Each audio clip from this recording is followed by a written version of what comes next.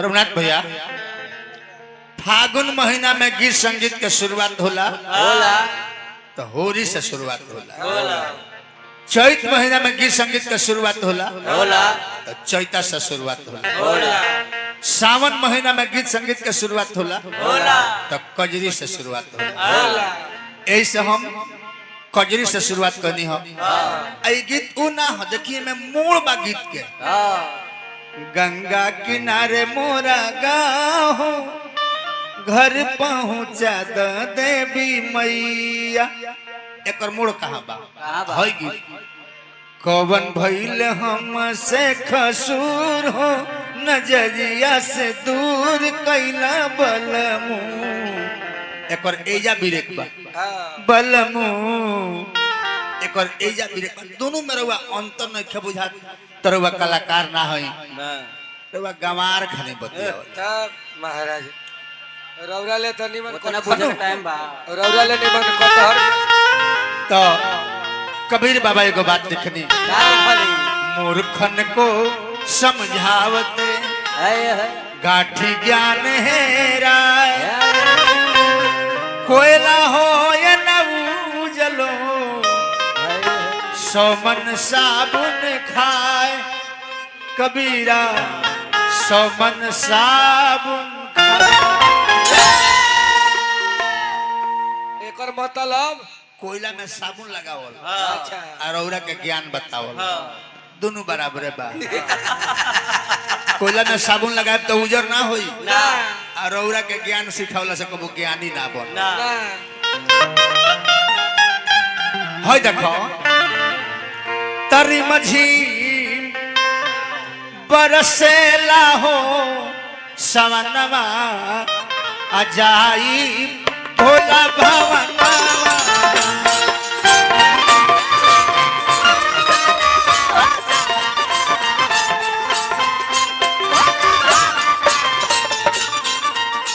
रिमझी बरसेला हो सवनवा जाई भोला भवनवा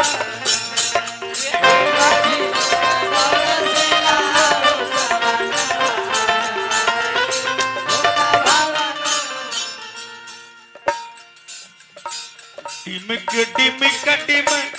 डमरू बाजे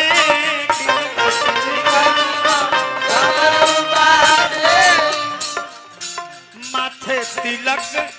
चंद्रमा विराजे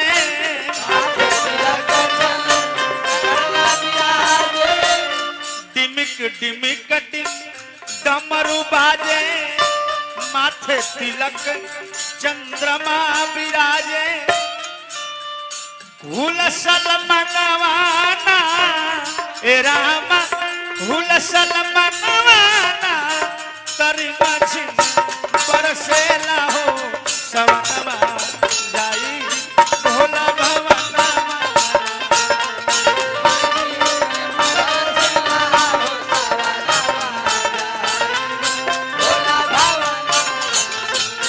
तरी मझी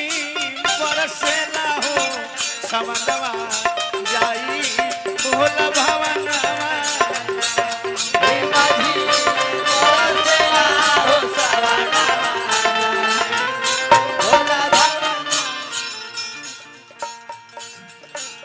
अंग भभूति गले रुद्रमाला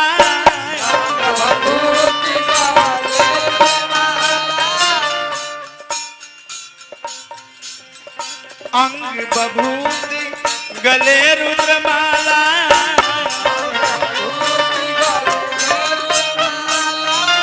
कमर में शोभेला मिर्ग के छाला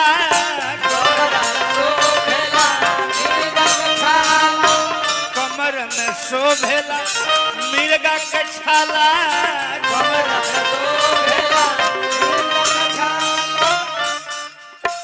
गाय भजनवाना ए रामा गाय भजनवाना करी मझी बरसेला हो सवनवा जाई भोला भवनवा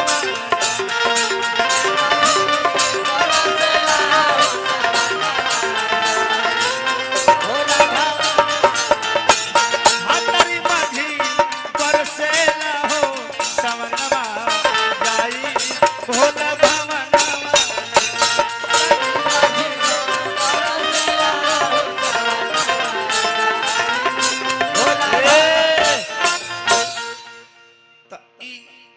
कजरी के भाव हो जौना में सावन के वर्णन होखे, भोला बाबा के रूप के वर्णन होखे, कृष्ण राधा के प्रेम के वर्णन होखे, सावन के फुहार बिजली के वर्णन होखे, एकर नाम कजरी है। जाने में विरह होखे, एकर नाम कजरी है। अभी सीधा हुए कजरिया सैया झूलनी लियाई द मोती झील से, जाई के साइकिल से, यदि झूलनी ना लियाईबा तोहके से जिया ना सुतईबा, यदि झूलनी ना लियाईबा तोहके से जिया ना सुतईबा, तहर जिंदगी कटी बड़ी मुश्किल से, जाई के साइकिल से। ई मिर्जापुरी कजरी है। साइकिल वाला और के कितना कहीं 16 प्रकार के कजरी बताओ तंत्रवाओं जी आ जाता है। आई